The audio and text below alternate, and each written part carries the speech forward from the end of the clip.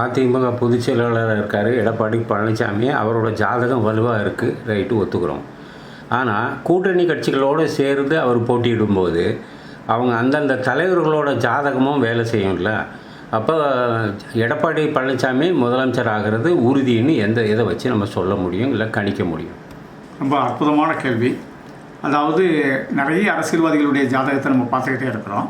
அதில் ஐயா எடப்பாடி பழனிசாமி ஐயாவுடைய ஜாதகத்தை பொறுத்தவரை ரொம்ப சூப்பரான ஒரு ஜாதகம்.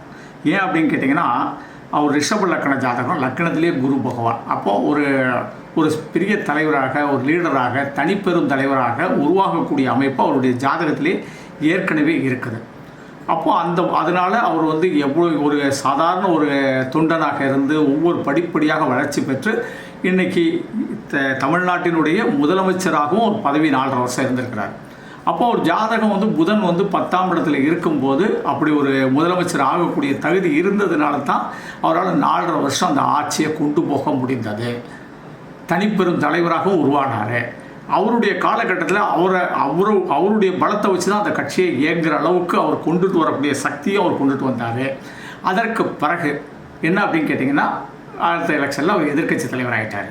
இப்போ 2026 எலெக்ஷனில் அவர் எதிர்க்கட்சி தலைவர் ஆவாரா அல்லது முதலமைச்சர் ஆவாரா, அவருடைய கட்சியை நல்லபடியாக கொண்டுட்டு போவாரா, இல்லை அந்த கூட்டணியை சரியாக அமைப்பாரா அப்படின்னு $1 மில்லியன் கேள்வி இன்றைக்கி எல்லாத்துலேயும் இருக்குது.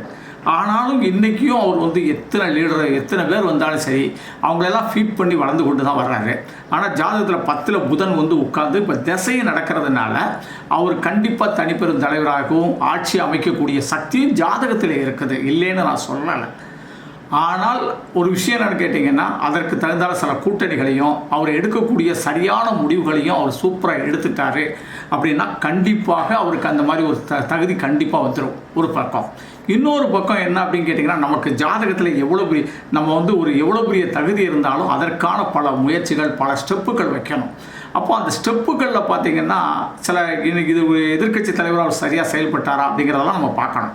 அதில் நம்ம என்னென்னு கேட்டிங்கன்னா, இன்றைக்கி ஆளுங்கட்சிக்காரங்க என்ன சொல்கிறாங்க, எதிர்க்கட்சியுடைய பலமே இல்லை, எல்லாருமே சண்டை போட்டுக்கிட்டு இருக்கிறாங்க அப்படிங்கிற ஒரு விஷயம் இருக்கிறதுனால இவர் இன்னும் அடுத்த ஒரு ஆண்டுகளில் சூப்பராக அந்த எதிர்க்கட்சிகளுடைய பலத்தை காட்டினா இவரும் அந்த ஸ்டெப்புக்கு முன்னேறி அற்புதமாக என்ன செய்ய ஆட்சியை பிடிக்கலாம். அந்த பவர் அவருடைய ஜாதகத்தில் இருக்குங்கிறத நான் ஆணித்தரமாக சொல்லலாம்.